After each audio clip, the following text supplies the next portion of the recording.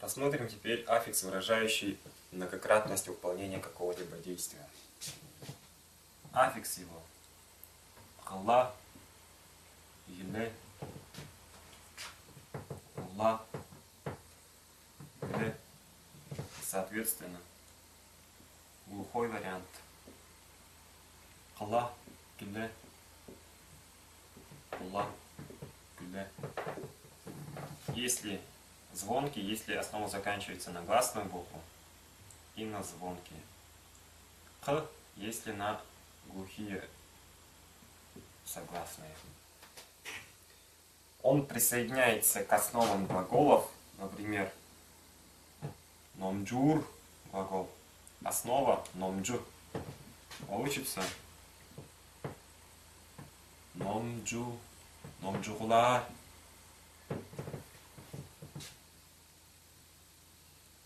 Читаю, многократно читаю, переводится на русский язык. Ойнар, ойнаглар.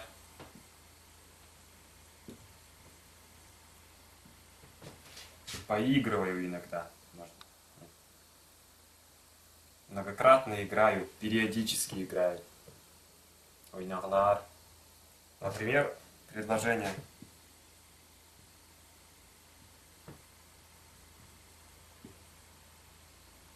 Чандыкта ном-ном жугла жүрдім.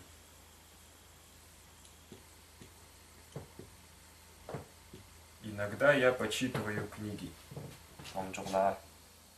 Многократность действия, либо периодичность.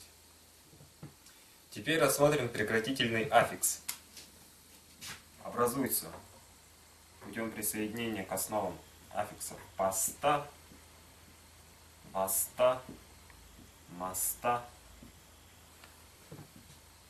баста, и соответственно с передними гласными эсте, весте, месте, бесте.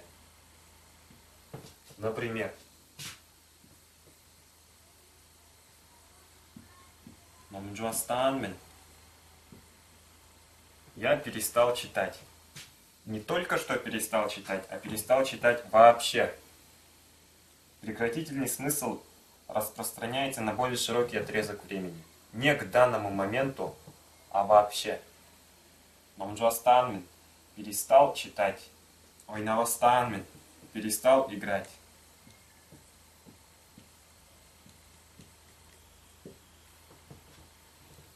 Основа этих глаголов будет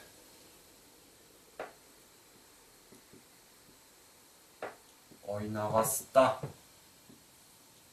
Могут присоединяться аффиксы причастий, деепричастий и так далее. Например, ойнавасташ.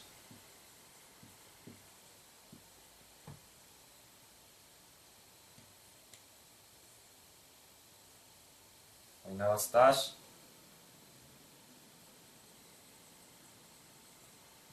Номджутнар. Аппартам.